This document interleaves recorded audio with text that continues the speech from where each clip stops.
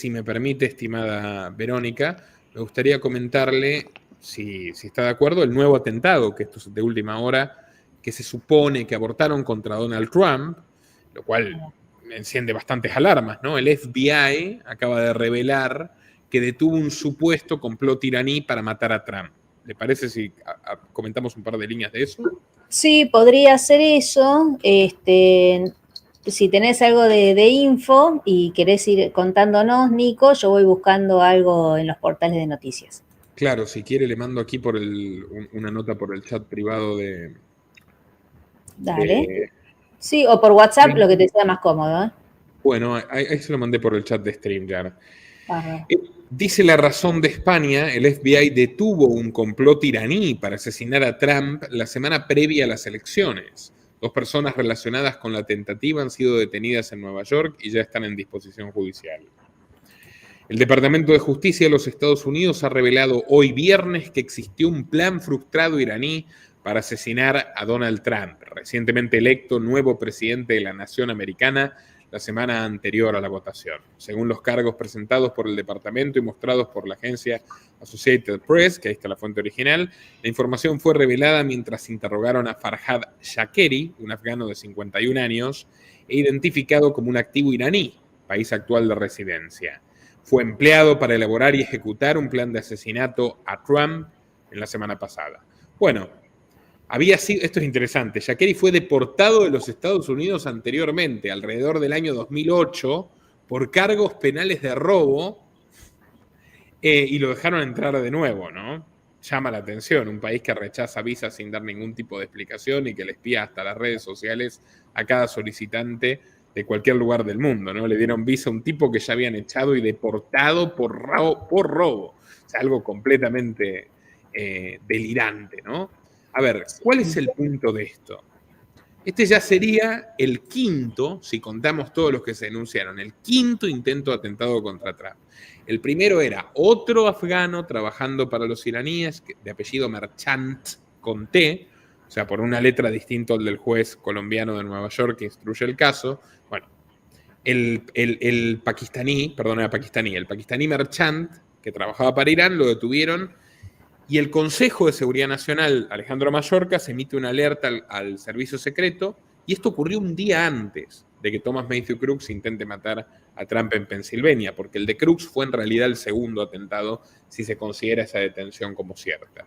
Luego vino el de Ryan Root en Florida, el del campo de golf, que lo detiene el servicio secreto, luego el de Coachella, que es este personaje trampista que lo detuvo la policía californiana diciendo que quería matar a Trump y él lo niega enfáticamente. Tampoco está muy claro que él haya querido matar a Trump, por más que iba con una pistola y una escopeta, portaba armas como cualquier ciudadano americano y estaba en derecho a hacerlo. Y ahora tenemos este quinto que, ojo, lo denuncia el FBI, es el primero que denuncia formalmente el FBI. O sea, ya serían 5.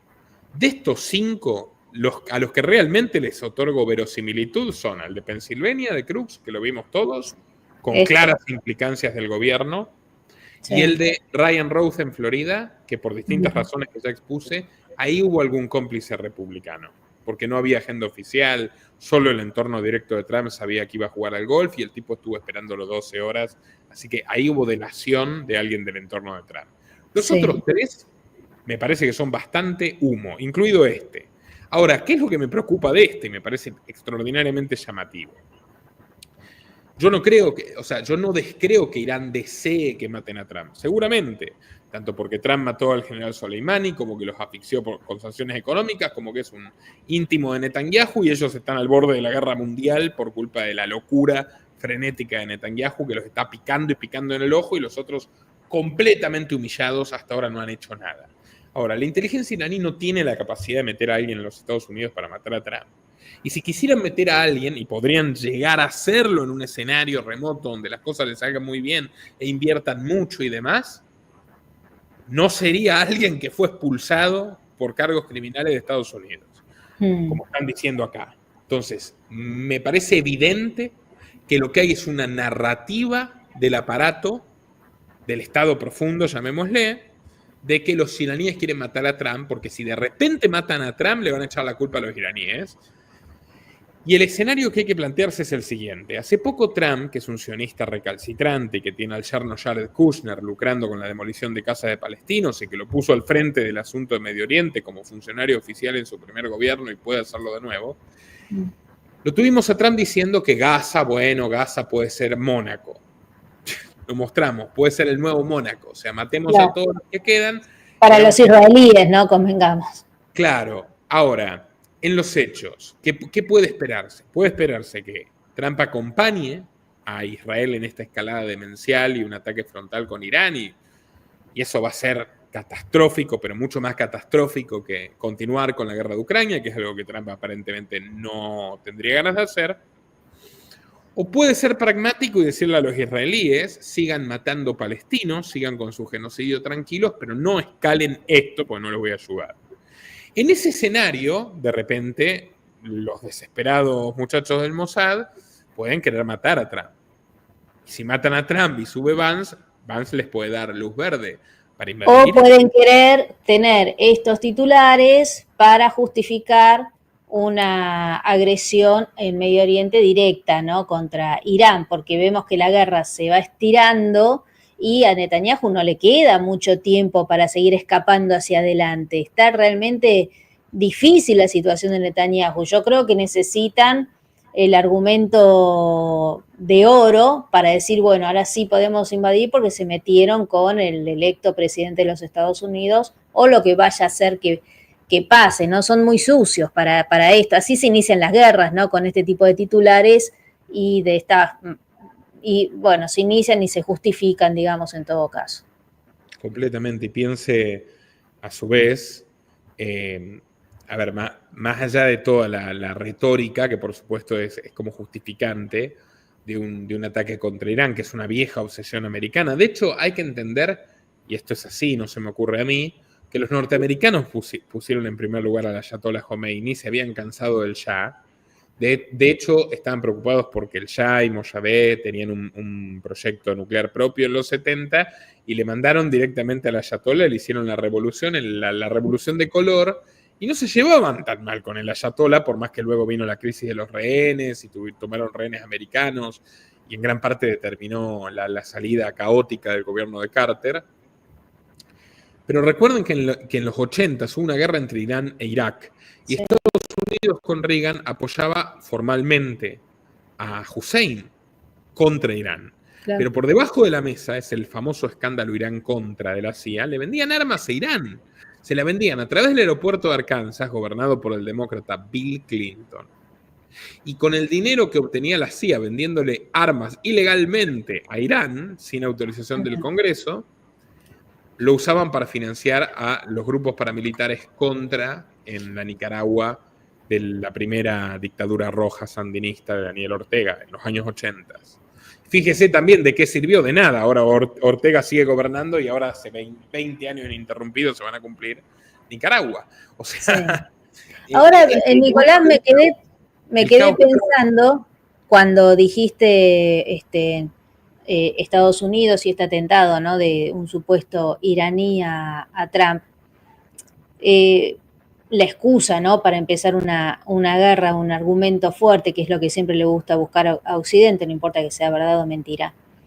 Pero Irán, claramente, que si van contra él, no sé cómo irá a reaccionar Rusia, por eso lo puse ahí a Putin ilustrativamente, ¿no?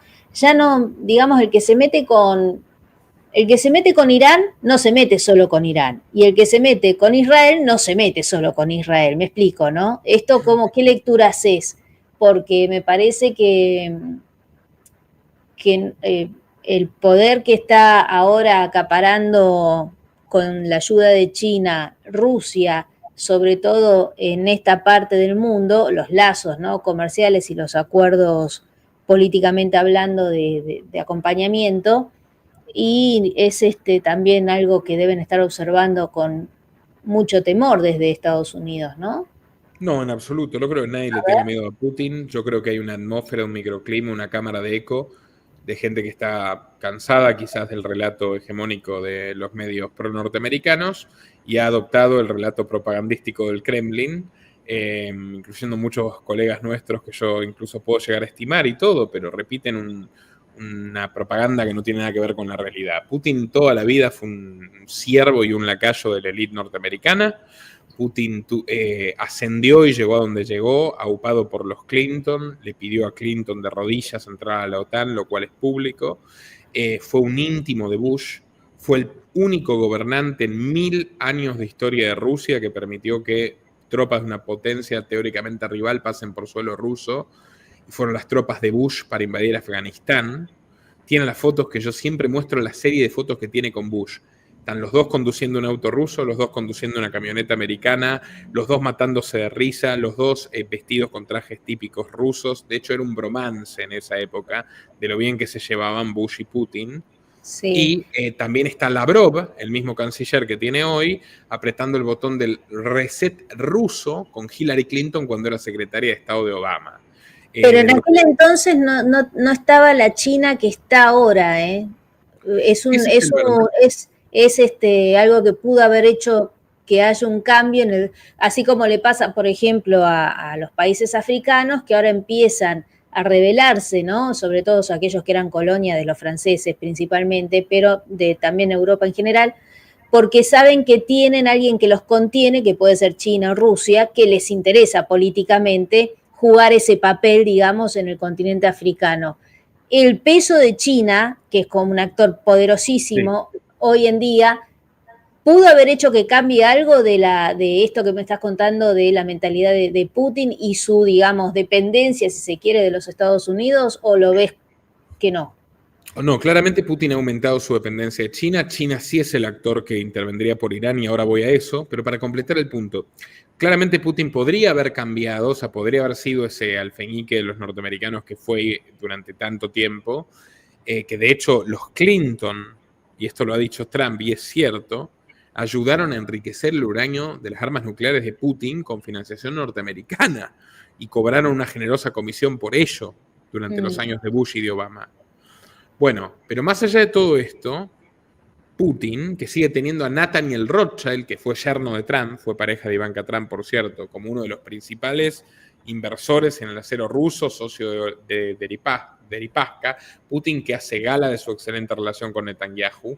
A mí me dijo Gerasimov, que era el embajador ruso en Buenos Aires, en la cara, lo orgullosos que estaban de llevarse también con Israel.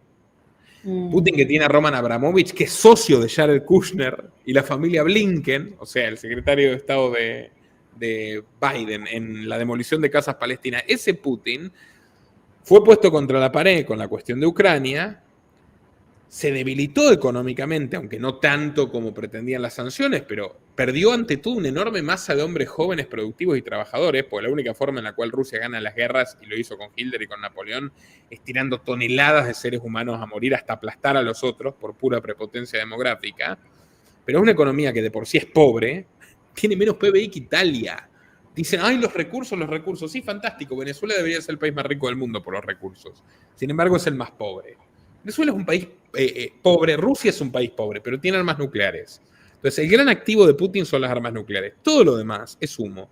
Ahora, Trump le está haciendo un favor inmenso al quitarle del cuello la soga del conflicto en Ucrania.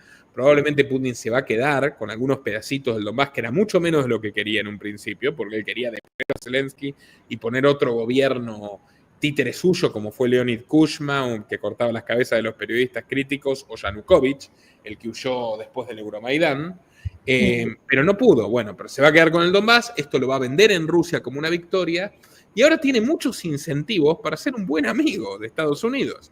En la época de Trump se intercambiaban sanciones y dardos de cara al público, pero en los hechos hay una pax entre Rusia y Estados Unidos. Claro, acordémonos, no sé si vos te acordás, Nico, cuando fue el Mundial en Rusia, como en la conferencia que dieron juntos, ¿no? Trump y Putin, no sé si se acuerdan, que estaban ahí con la pelota y no sé si le pasa la pelota al presidente estadounidense. Me acuerdo que eso había sido motivo de críticas muy fuertes por parte de la oposición estadounidense a Trump, diciendo, mírenlo, haciendo migas, ¿no?, con el presidente ruso. Así que sí, efectivamente, ellos siempre se llevaron bien, nunca lo ocultaron además. Rusia y China siempre. El principal asesor de política exterior de Putin, incluso después de la guerra, fue Kissinger hasta el día de su muerte. Nadie, ningún jefe de Estado extranjero se ha reunido tantas veces con Kissinger como él. Él siempre dijo lo mucho que aprendió de Kissinger de política exterior, y Kissinger es el autor de la doctrina G2.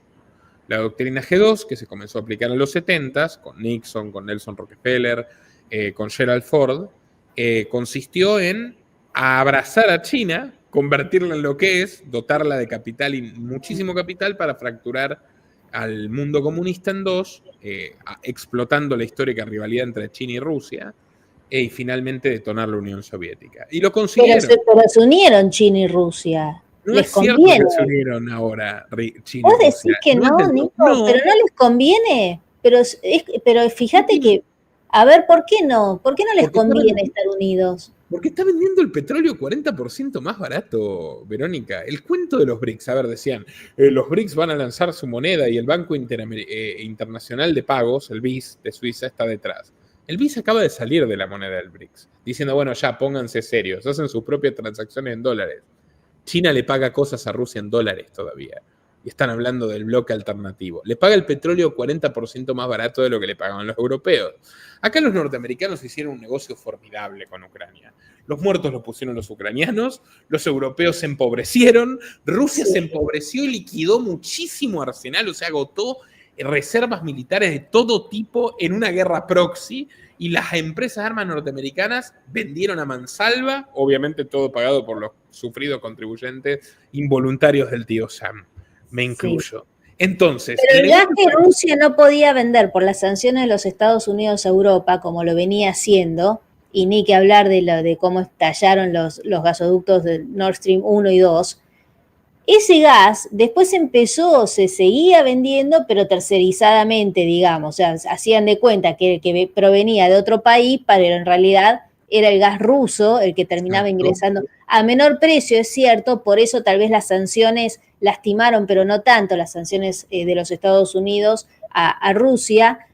Pero más allá de esto que vos me estás contando, Nico, yo veo que estratégicamente hay algo con los BRICS que genera que muchos países sientan esa contención, por eso se enfrentan a las potencias de toda la vida, injerencistas, etcétera, etcétera. ¿Vos pensás que no? ¿Que esto no es así? O sea, más allá de todos estos detalles. No. Por ejemplo, a ver, cuando escucho presidentes o líderes de países de África que se les empiezan a animar a los franceses con todo lo que esto significa, ¿no? Para ellos y toda su inestabilidad, porque saben que tienen a un presidente ruso, a un presidente chino que los va a soportar, ya sea con armas o ya sea con dinero, ya sea con menos injerencia política, respetando tal vez mayoritariamente la soberanía, aunque a través del comercio, ejerciendo presión a su conveniencia. Yo noto que sienten ese apoyo que tiene que ser real para que se animen públicamente a enfrentar a estas grandes potencias. ¿Me explico? Sí, no. Pero podemos no estar de acuerdo. A ver, decime. Pero claro que podemos estar en desacuerdo. A ver, yo lo que le digo es que hay 13 países donde Francia sigue manejando la moneda. Algunos de esos 13 países cayeron bajo el comunismo en los años 60, 70 y 80 y fueron satélites de la Unión Soviética. ¿Qué quedó de esos regímenes comunistas? Nada. Volvieron al redil de Europa. No hay un cambio de poder tan grande en el mundo como parece. Rusia es un actor de cierta relevancia, mucho menor que la propaganda de los BRICS. China e India se odian. Todavía tienen conflictos en la frontera. China y Rusia tienen problemas territoriales inmensos y directamente se disputan la zona de influencia de Asia Central. Estados Unidos lo sabe. Por más que Estados Unidos no está en su mejor momento, Estados Unidos sobrevivió a la Guerra Fría, Estados Unidos puede volver a sobrevivir a la nueva Guerra Fría, porque es un país más dinámico. Siempre me remito a la trilogía del historiador británico Anthony Sutton, que es profundamente crítica del accionar norteamericano, que es Wall Street y Roosevelt, Wall Street y el auge de Hitler, Wall Street y la revolución bolchevique. O sea, tanto la Alemania nazi como la Rusia comunista, como los Estados Unidos durante Roosevelt tuvieron exactamente los mismos patrocinadores que, qué casualidad, son los dueños de la Reserva Federal de la gran fábrica de dólares. No ha cambiado radicalmente el panorama. La verdadera potencia rival de Estados Unidos, hasta cierto punto, pues son socios comerciales y dependen muchísimo entre sí, todavía es China. Rusia tiene armas nucleares, punto. Es un país pobre con armas nucleares. Es un país pobre con gente pobre y armas nucleares. Un país más pobre que Italia y que Brasil con armas nucleares. Lo único que tiene es armas nucleares, que momentáneamente estarían alquiladas a los chinos. Ahora, a Putin no le conviene depender de esa manera de China, como tampoco definitivamente no le conviene para nada depender definitivamente de Estados Unidos, como lo estaba haciendo hasta el gobierno de Obama, que empezaron las rispideces 2014, Crimea, etc. Entonces, Putin probablemente va a ser lo que hacía en la época de Trump, que es un equilibrio. O sea, yo le doy a China en la medida que China me dé estas cosas, le doy a Estados Unidos en la medida que me dé estas otras, y preservo mi poder, en lo cual se ha demostrado ser un líder extraordinariamente inteligente, que está hace un cuarto de siglo ahí, que llegó con atentados de falsa bandera, que es el manual americano, los atentados de Ryazán, cuando parecía que iba a perder las elecciones, las ganó. Bueno, esa es otra historia, pero el punto es, Putin yo no creo que vaya a saltar por Irán, pero para nada. O sea, porque entre que es sionista y siempre lo fue, y nunca quiso tomar partido en contra de Israel, y hasta tiene propiedades personales de Israel y lo pueden buscar. Y entre que Trump le va a hacer un favor inmenso con Ucrania, no tiene ningún incentivo para ayudar a los iraníes. China sí, tiene un incentivo directo, que es la necesidad del petróleo iraní. Y de hecho ya Israel estuvo bombardeando instalaciones, digamos, refinerías iraníes, y los chinos no le miraron con ningún agrado. China sí es una economía extraordinariamente influyente. Lo que hace en África, lejos de reforzar la soberanía, es construir infraestructuras que son chinas, como la base aeroespacial que tenemos en Neuquén, que la controlan los chinos, que para usarla los propios habitantes locales tienen que pagarle una tarifa o un tax que va a China. Sí, o sea, y que son concesiones a décadas y décadas de estar ahí, ¿no? Administrándola, como los puertos o lo que sea que construyan. Sí, claramente. ¿Y vos pensás que los chinos sí pueden llegar a, desde la guerra, a participar activamente si llega a Estados Unidos a meterse con Irán? Sí. Pasa que Estados Unidos justamente se metería con Irán, de meterse con Irán, se metería con Irán tras haber resuelto la cuestión con Rusia. Y los israelíes quieren apurarla porque, como dice usted, Netanyahu tiene una propia putrefacción interna de su modelo, tiene muchísima gente que lo quiere hacer caer, y además que tiene motivos sobrados para caer, y está huyendo hacia adelante, es cierto. Pero si Estados Unidos quisiera intervenir en Irán, intervendría en Irán cuando se asegure que Putin no va a molestar, porque eso evita la hipótesis de guerra nuclear. O sea, si Putin no toma partido, que para mí sería lo más lógico, o sea, Putin agradecido con Trump por entregarle lo que tomó de Ucrania y dejarlo oxigenarse en paz, no interviene por Irán, ahí no va a haber guerra nuclear. Pero China yo creo que sí intervendría por Irán, porque necesita ese petróleo. China se tomó la molestia, y son extraordinariamente hábiles en diplomacia, extraordinariamente más persuasivos que los norteamericanos. Ya lo tiene al esclavo este agachado que decía que eran el diablo y ahora dice qué buenos socios que son, que no piden nada, que es básicamente el guión que le pasaron para que les permitan entrar a China de rodillas a suplicar unos yuanes. Los chinos, que tienen buena diplomacia, que son la potencia industrial indiscutida, muy por encima de Estados Unidos, que sigue siendo la gran potencia financiera y tecnológica, pero los chinos le venden todo a todos. O sea, ellos sí pueden entrar, porque tienen una necesidad desmesurada de combustible. Tanto que invirtieron muchísimo para lograr una hazaña geopolítica impensable, que era sentar en una misma mesa a Arabia Saudita y a Irán, grandes enemigos jurados, y que pacten paz para que los dos puedan venderle petróleo a China. Hoy, hoy Arabia Saudita le vende más petróleo a China que Estados Unidos. Y China no en dólares, Nicolás, que ese es un datazo. ¿Cómo? No lo hacen en dólares. Sí, no lo hacen en dólares, pero la contraparte es que los sauditas están mucho más ligados al dólar que a cualquier otra moneda, porque son los dueños del 7.5% de Estados Unidos. Claro, pero entre ellos están abriéndose de esa moneda. Eso debe molestar muchísimo a Estados Unidos. No comercian en esa moneda. O sea, los sauditas utilizan yuanes para comprar productos chinos masivamente, pero eso ni siquiera lo hacen con Rusia, no lo hacen con el resto del mundo. China sigue transaccionando masivamente en dólares, ni con Argentina obviamente transacciona en dólares. O sea, los yuanes que tienen ahí ya sabemos que son una reserva que se utiliza para cuando se acaban los dólares, el famoso swap, que además es un préstamo encima. Pero todo eso es conversible a dólares. Es más, Verónica, el otro día lo mostré, es una nota de Bloomberg, los datos son objetivos. desde que comienzan las sanciones a Rusia y empieza toda esta retórica de wow, los BRICS, el mundo cambia, la desdolarización, los dólares se empezaron a utilizar más. Creció 23% más el uso de dólares, porque sigue siendo una moneda indispensable, porque el sistema bancario mundial lo sigue manejando Estados Unidos y no hay ningún indicio de que eso vaya a cambiar en el corto plazo. Pero China sí saltaría por Irán. Yo no creo que Trump tampoco tenga intereses pragmáticos en meterse en lo de Irán y pelearse a ese nivel y esa magnitud con China, cuando su proyecto en realidad consiste en decir, tenemos que prepararnos para volver a disputarle el liderazgo de la economía mundial a estos tipos, y tenemos que golpear cuando estemos preparados. No me parece que sea ahora.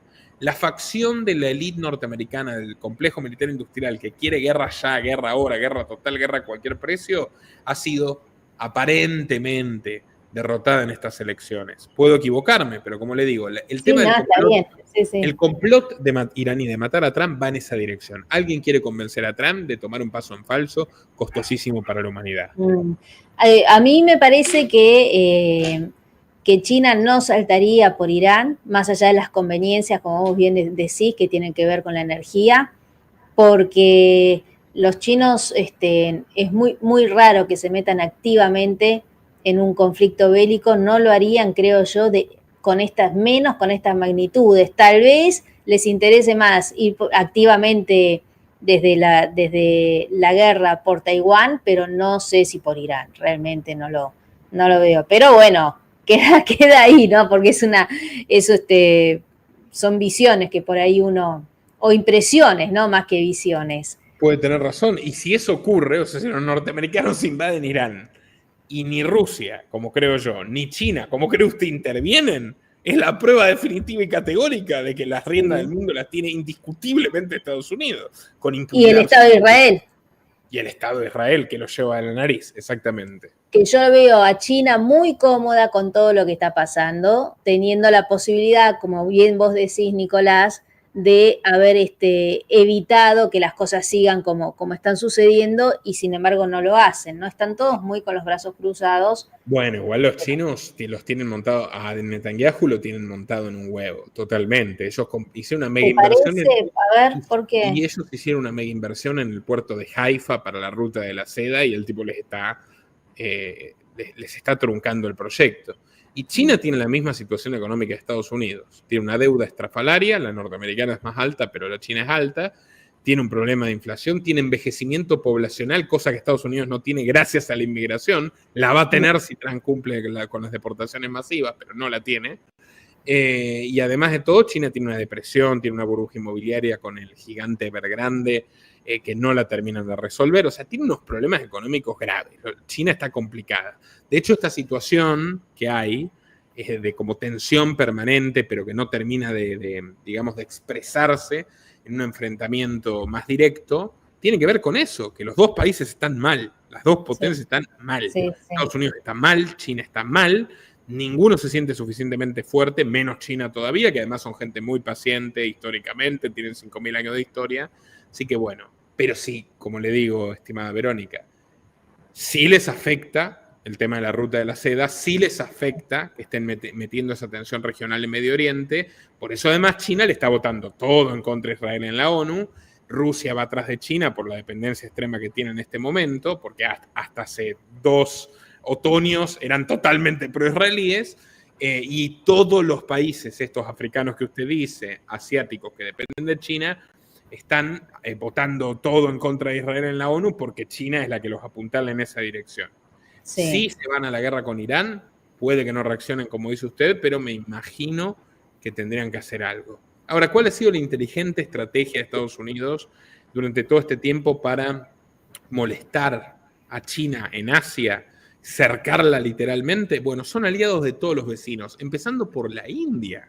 The Economist sacó un volumen donde muestran a este hombre, el que dirige la India, Narendra Modi, y cómo lo ha cortejado Biden, que además es un amigo de Trump, lo ha cortejado Biden desmedidamente. India, que era un país tradicionalmente neutral, entre comillas, le está comprando armas a mansalva a Estados Unidos, le está vendiendo armas a Estados Unidos, que es un favor que le hace a Estados Unidos para ingresarle sobornos de manera más o menos disimulada. Y todo esto es porque la India tiene una rivalidad absoluta con China, geográfica, de zonas de disputa, de recursos, de Están llegando a acuerdos en esas zonas de disputa. Yo no sé si esto tendrá que ver con lo que vos decís, Nicolás, que empiezan a ya posicionarse de qué lado van a estar, ¿no? Cada uno de todos estos jugadores mundiales. Te iba a decir que Estados Unidos juega mucho con India y también juega mucho con Brasil. Fíjate que en la última reunión de los BRICS, que no haya estado Lula, que es uno de los socios fundadores, ¿no? Para la foto, en la última cumbre que fue en Rusia, es todo un dato. Y que haya vetado Brasil el ingreso a Venezuela como socio de los BRICS, también es todo un dato, ¿no? Porque, a ver, ¿qué lectura haces de eso? Pero es que es un club de menesterosos que no sirve de nada, no existen. Los del G7 tienen toda la política coordinada, tienen una alianza militar que es la OTAN. Los otros son 5 espantapájaros alrededor de China, que es la verdadera potencia. O sea, pero el G7, vos decís que existe, porque uno ve las figuras del G7 y bueno, justamente lo ves nomás y ya decís, es una cosa. Alemania, por lo menos, ahora está cada vez más debilitada, además, como parte de esa sociedad inconveniente con los Estados Unidos, que técnicamente los tienen militarmente invadidos hasta hoy, porque nunca sacaron las bases desde el 45 de Alemania, pero Alemania es una potencia industrial que exporta. Inglaterra es una potencia bancaria mundial hasta el día de hoy. Corea del Sur es una mega potencia industrial. Japón es la tercera economía del mundo. Están todos con Estados Unidos, no están con China. No, claramente, China, por eso están en el G7. China y los primos pobres, que son todos menesterosos. Rusia, que no llega ni al PIB de Italia, que es el más pobre del G7.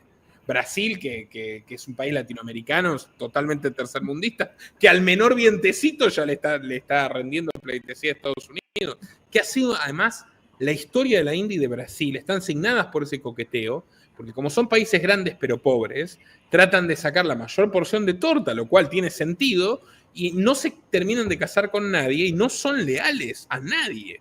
Entonces, como le digo, los Estados Unidos están cortejando a la India, lo están haciendo bien, les está saliendo bastante bien.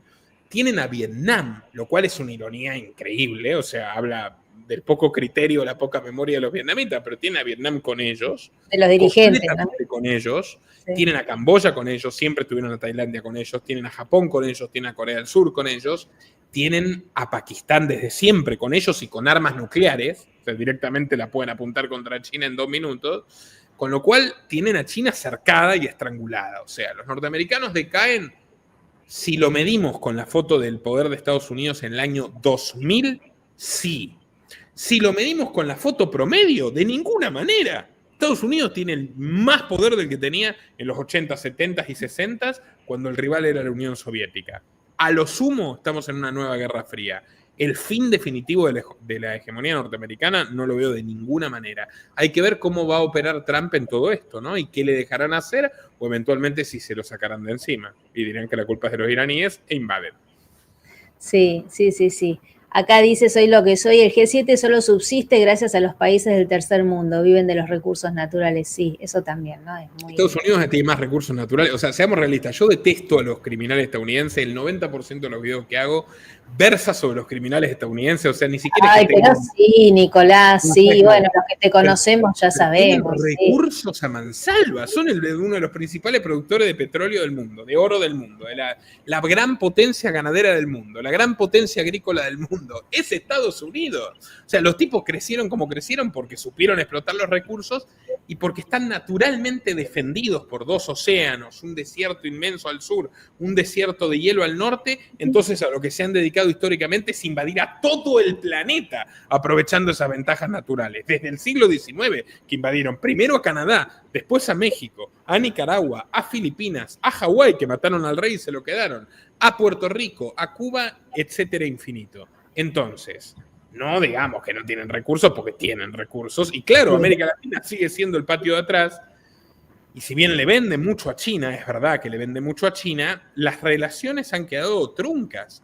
En la época de Cristina, segundo gobierno, y de toda esa ola roja, la relación, parecía que China se estaba comiendo a América Latina, mientras Obama estaba preocupado en Oriente Medio. Sí. No es así ya la situación. Miren nuestro propio país. ¿Saben cuál es el principal proveedor de litio de Estados Unidos? Argentina. Y eso no era así. Argentina le vendía el 80% del litio a China hace 5 o 6 años. Y a partir de la pandemia, y a través del Fondo Monetario Internacional, que es un acreedor mucho más relevante para América Latina, África, etcétera, de lo que es China, fueron presionando y presionando, y hoy la mayoría de la producción del litio argentino está en manos de compañías norteamericanas, japonesas, canadienses, australianas. O sea, todo el eje de Estados Unidos. O sea, la batalla geopolítica se está dando, está en curso, los norteamericanos no están perdiendo, tampoco están ganando en forma clara. Probablemente todos nuestros países van a ser víctimas de lo que fue el mundo entero durante la Guerra Fría, aunque ahora los actores son Washington y Beijing en vez de Washington y Moscú. Claro, sí. Sí, muy interesante realmente. Te voy a compartir esto. Este es el análisis, claramente está recontraeditado, pero me parece que se puede dar una idea. Nicolás, acá Longobardi dice algo que para mí se repite mucho en los grandes medios de comunicación, que parecería ser que aquellos lugares donde ganan los gobiernos de derecha, entonces esto significa que hay una resignación de los valores democráticos. Y quisiera saber si vos lo ves así o no. Mira, escuchemos estos 2 minutitos de Longobardi. Aún así, considerando estas características que tiene Trump respecto de sus impulsos, su agresividad, su racismo, sus modos, sus disparates y demás, el triunfo de Trump nos ofrece un ejemplo muy interesante respecto de cómo es la política hoy en día en el mundo, ¿no? Estamos todos en una transacción muy complicada, resignando valores democráticos en pos de supuestas mejoras económicas. Esto mismo ocurre en la Argentina, exactamente igual, ¿no? Hay una especie de transacción teórica, de negociación entre nosotros mismos. No, bueno, que venga este tipo que es un loco, un racista, un delirante, pero que nos arregle la economía, Claro, ¿no? sí. En el caso argentino, por supuesto que esto tiene mucho más fundamento, porque la economía argentina está muy mal, ¿no? Pero es muy interesante mirar esto desde el punto de vista de Estados Unidos, porque la economía no está muy mal, pero hay una percepción de que está muy mal.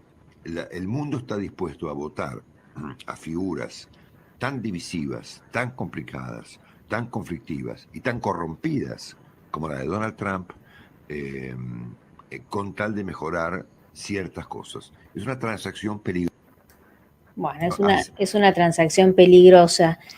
¿Vos estás de acuerdo en que estamos perdiendo valores democráticos por lo que se entiende en los medios de comunicación, ¿no? De la democracia? Se olvidaron totalmente de la democracia todos estos periodistas durante la época de la pandemia, y los derechos institucionales que sí fueron ampliamente violados y las restricciones a las que nos sometieron.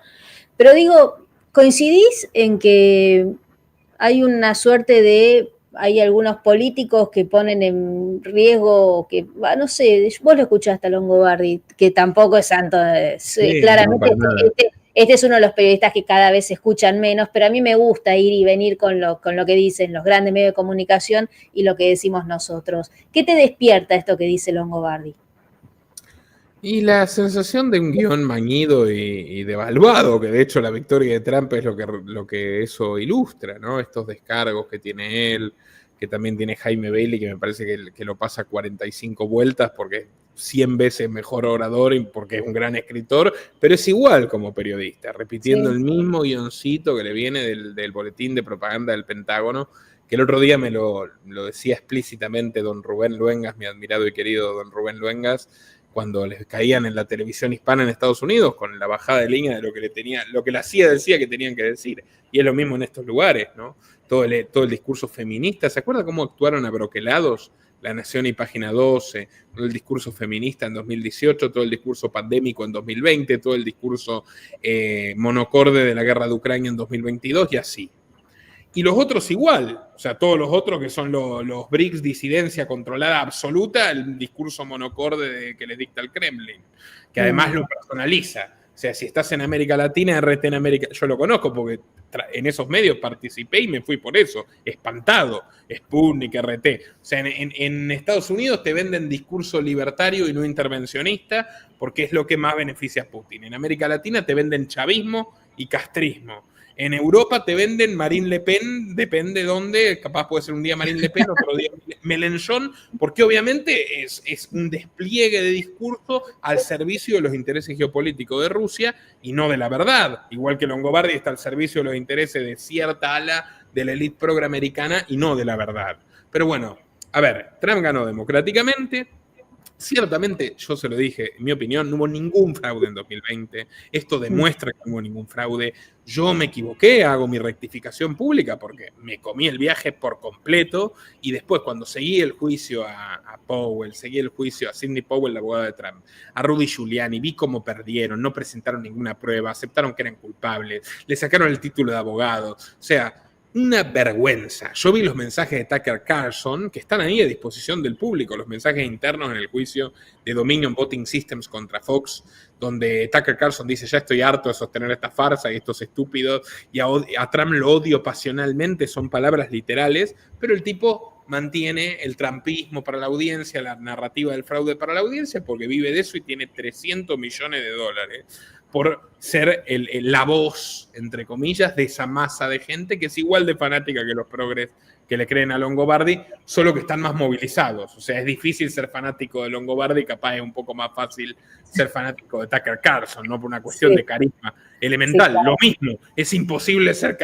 fanático de Kamala y entiendo un poco más quiénes son fanáticos de Trump, otra vez, por el factor del carisma, pero eso no significa que el fanatismo esté legitimado. Entonces, ¿a qué quiero ir? Trump ganó democráticamente en 2016, perdió democráticamente en 2020, ganó democráticamente en 2024. Y estos señores hablan de democracia, pero cuando no les gusta el resultado, impugnan.